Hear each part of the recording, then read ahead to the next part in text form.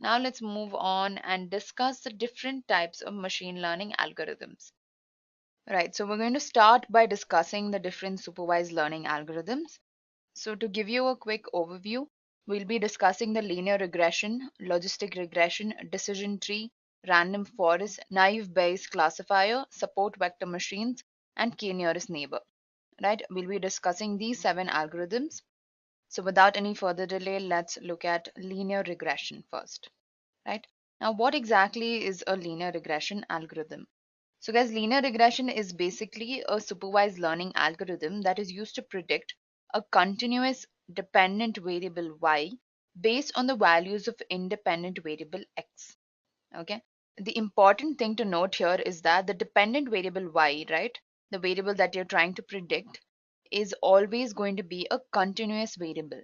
But the independent variable x, which is basically the predictor variables, right? These are the variables that you'll be using to predict your output variable, which is nothing but your dependent variable. So your independent variables or your predictor variables can either be continuous or discrete. Okay, there is no such restriction over here. Okay, they can be either continuous variables or they can be discrete variables. Now, again, I'll tell you what a continuous variable is in case you've forgotten. It is a variable that has infinite number of possibilities. So I give you an example of a person's weight, right? It can be 160 pounds, or they can weigh 160.11 pounds, or 160.1134 pounds, and so on, right? So the number of possibilities for weight is limitless, right? And this is exactly what a continuous variable is. Now, in order to understand linear regression, let's assume that you want to predict the price of a stock over a period of time. Okay. For such a problem, you can make use of linear regression by studying the relationship between the dependent variable, which is the stock price, and the independent variable, which is the time. Right? You're trying to predict the stock price over a period of time. So basically, you're going to check how the price of a stock varies over a period of time.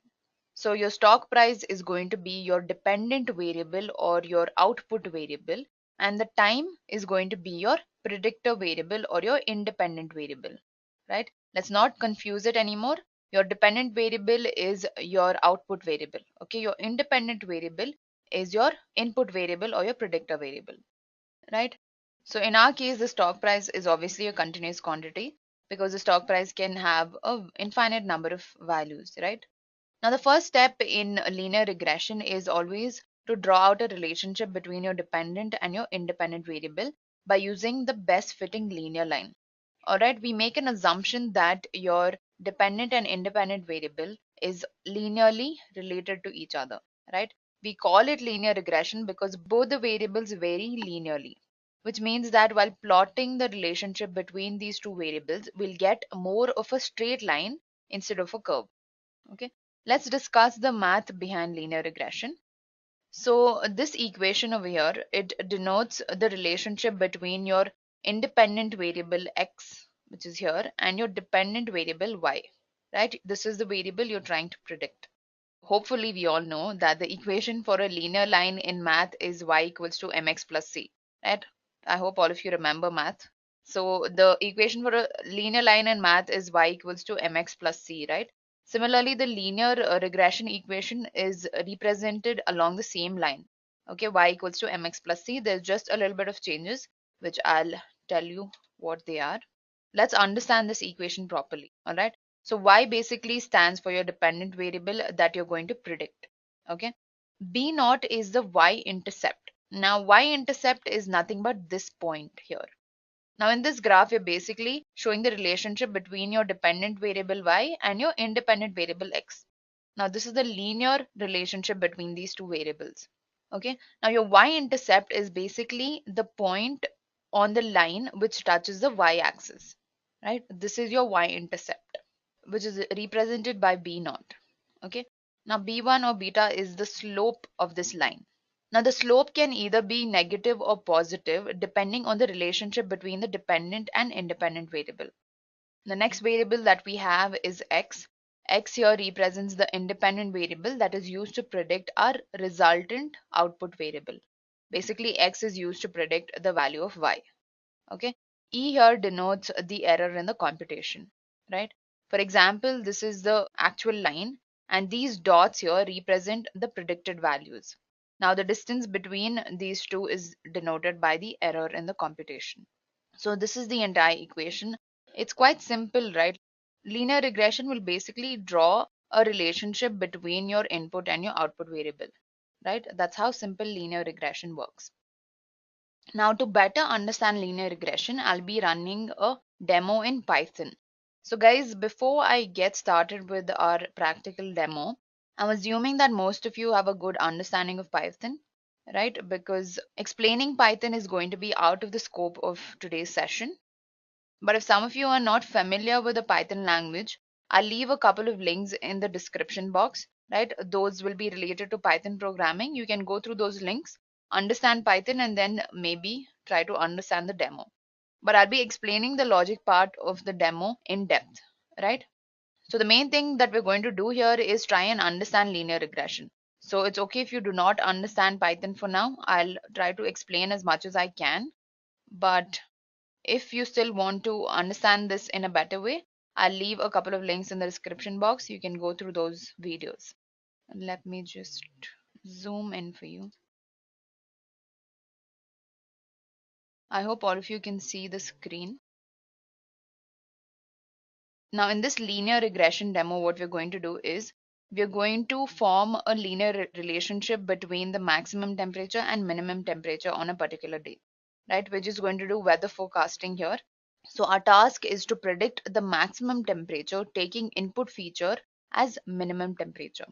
So I'm just going to try and make you understand linear regression through this demo. Okay, we'll see how it actually works practically.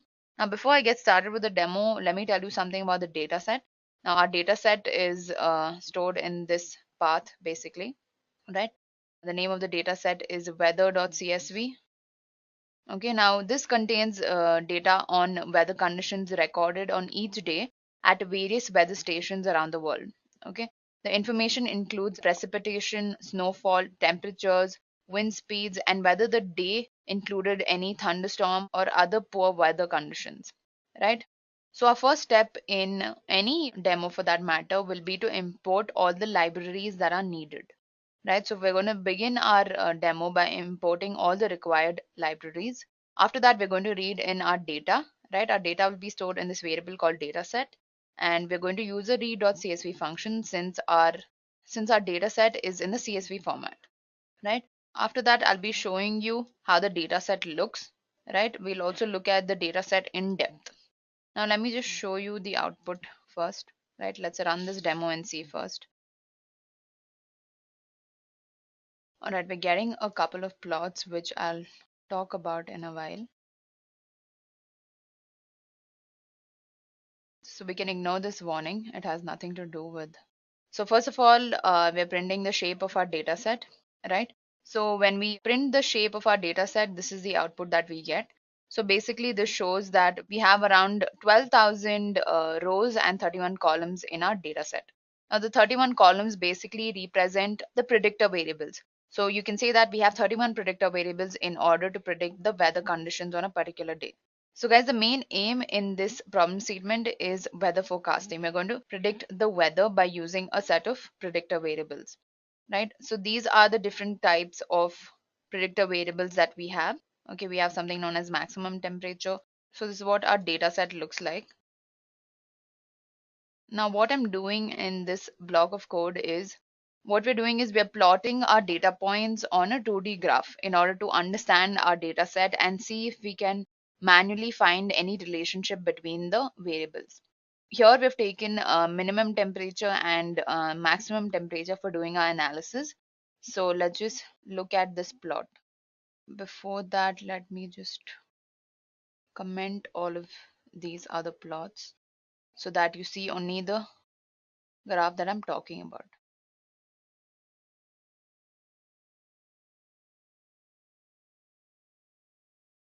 Right. So when you look at this graph, this is basically the graph between your minimum temperature and your maximum temperature. Maximum temperature is our dependent variable that we're going to predict, right? This is y, and your minimum temperature is your x. It's basically your independent variable. So if you look at this graph, you can see that there is a sort of linear relationship between the two, except there are a little bit of outliers here and there, right? There are a few data points which are a little bit random. But apart from that, there is a pretty linear relationship between your minimum temperature and your maximum temperature. All right. So by this graph, we can understand that you can easily solve this problem using linear regression, right? Because our data is very linear. I can see a clear straight line over here. So this is our first graph. Now, next, what I'm doing is I'm just checking the average maximum temperature that we have, right? I'm just looking at the average of our output variable. Okay. So guys, what we're doing here right now is just exploratory data analysis. We're trying to understand our data. We're trying to see, the relationship between our input variable and our output variable. We're trying to see the mean or the average of the output variable. All of this is necessary to understand our data set.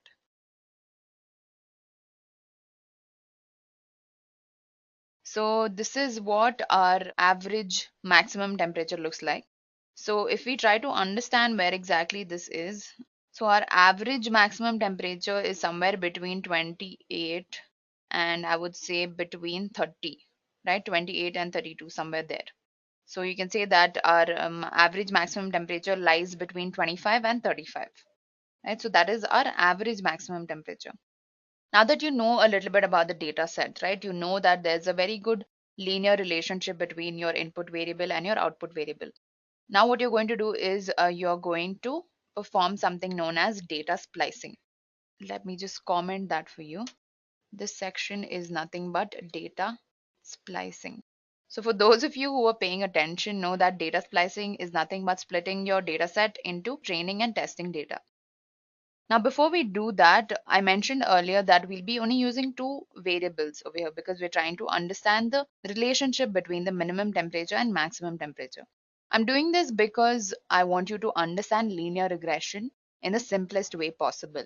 So guys, in order to make you understand linear regression, I have just derived only two variables from our data set. Even though when we check the structure of a data set, we had around 31 features, meaning that we had 31 variables, which include my predictor variable and my target variable. So basically, we had 30 predictor variables and we had one target variable, which is your maximum temperature, right? So what I'm doing here is I'm only considering these two variables because I want to show you exactly how linear regression works. So here what I'm doing is I'm basically extracting only these two variables from our data set, storing it in X and Y. After that, I'm performing data splicing. So here I'm basically splitting the data into training and testing data. And remember one point that I am assigning 20% of the data to our testing data set and the remaining 80% is assigned for training, right? That's how training works. We assign maximum data set for training, right? We do this because we want the machine learning model or the machine learning algorithm to train better on data. We want it to take as much as data as possible so that it can predict the outcome properly, right? So to repeat it again for you, so here we're just splitting the data into training and testing data set, right? So one more thing to note here is that we're splitting 80% of the data for training and we're assigning the 20% of the data to test data. The test size variable, this variable that you see is what is used to specify the proportion of the test set. Now, after splitting the data into training and testing set, finally the time is to train our algorithm. For that, we need to import the linear regression class. We need to instantiate it and call the fit method along with our training data. Right? This is our linear regression class, and we're just creating an instance of the linear regression class. So, guys, a good thing about Python is that you have predefined classes for your algorithms. Right? You don't have to sit and code your algorithms. Instead, all you have to do is you have to call this class linear regression class, and you have to create an instance of it. Here I'm basically creating something known as a regressor. And all you have to do is you have to call the fit method along with your training data, right? So this is my training data. Xtrain and Ytrain contains my training data.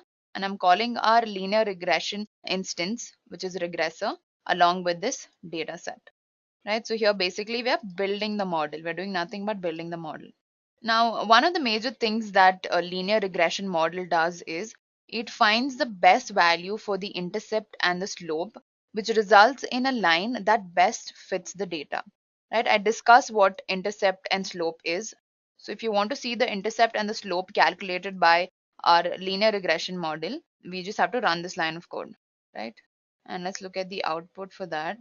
Right, so our intercept is around 10.66 and our coefficient, or these are also known as beta coefficients. Coefficient is nothing but what we discussed, beta naught, right? These are beta values. Now, this will just help you understand the significance of your input variables. All right. Now, what this coefficient value means is, see, the coefficient value is around 0.92, right?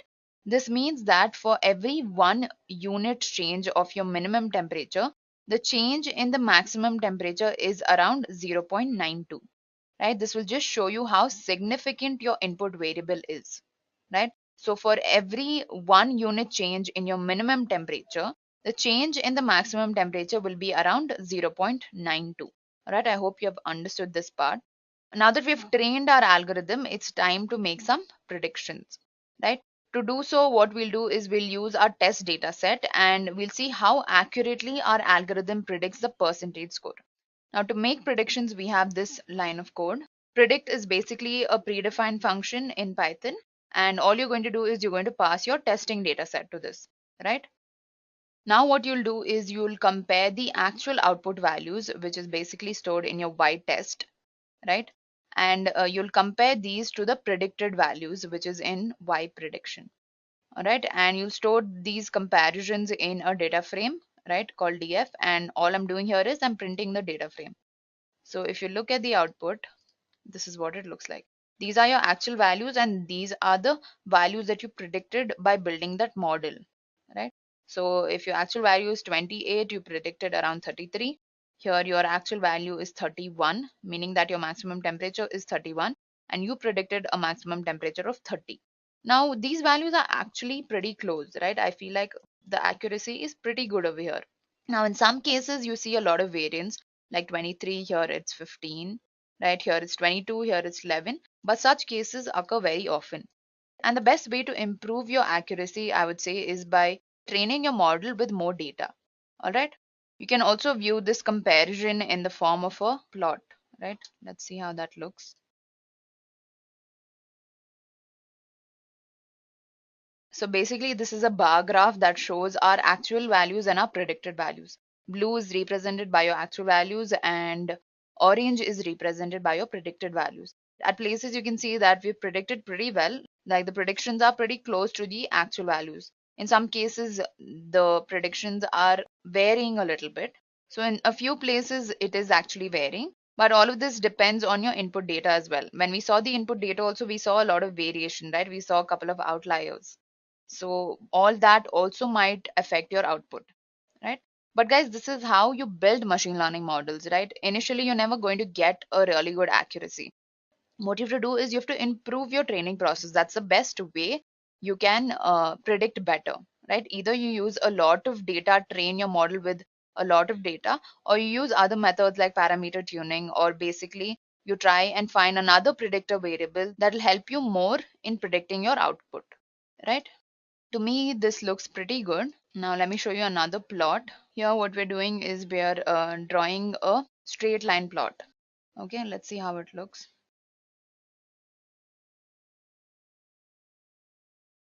So guys, this straight line represents a linear relationship. Now let's say you get a new data point. Okay, let's say the value of x is around 20. So by using this line, you can predict that for a minimum temperature of 20, your maximum temperature will be around 25 or something like that. So we basically drew a linear relationship between our input and output variable over here. Now the final step is to evaluate the performance of the algorithm. Right? This step is particularly important to compare how well different algorithms perform on a particular data set. Now for regression algorithms, three evaluation metrics are used. We have something known as mean absolute error, mean squared error, and root mean squared error. Now, mean absolute error is nothing but the absolute value of the errors, right? Your mean squared error is a mean of the squared errors. That's all. It's basically you read this and you understand what the error means. Your root mean squared error is the square root of the mean of the squared errors. Okay. So guys, these are pretty simple to understand. Your mean absolute error, your mean squared error, your root mean squared error, right? Now, luckily, we don't have to perform these calculations manually. right? We don't have to code each of these calculations. The scikit-learn library comes with pre-built functions that can be used to find out these values. Okay, so when you run this code, you'll get these values for each of the errors, right? You'll get around 3.19 as the mean absolute error. Your mean squared error is around 17.63. Your root mean squared error is around 4.19. Now, these error values basically show that our model accuracy is not very precise, right? But it's still able to make a lot of predictions, right? We can draw a good linear relationship. Now, in order to improve the efficiency, I told you all there are a lot of methods like this parameter tuning and all of that. Or basically, you can train your model with a lot more data. Apart from that, you can use other predictor variables, or maybe you can study the relationship between other predictor variables and your maximum temperature variable, right? So there are a lot of ways to improve the efficiency of the model. But for now, I just wanted to make you understand how linear regression works, and I hope all of you have a good idea about this, right? I hope all of you have a good understanding of how linear regression works, right? This was a small demo about it. So if any of you still have any doubts regarding linear regression, please leave that in the comment section, right? We'll try and solve all your errors. So if you look at this equation, we calculated everything here, right? We drew a relationship between y and x, which is basically x was our minimum temperature, y was our maximum temperature. We also calculated the slope and the intercept, right? And we also calculated the error in the end. We calculated mean squared error. We calculated the root mean squared error. We also calculated the mean absolute error, right? So that was everything about linear regression. This was a simple linear regression model.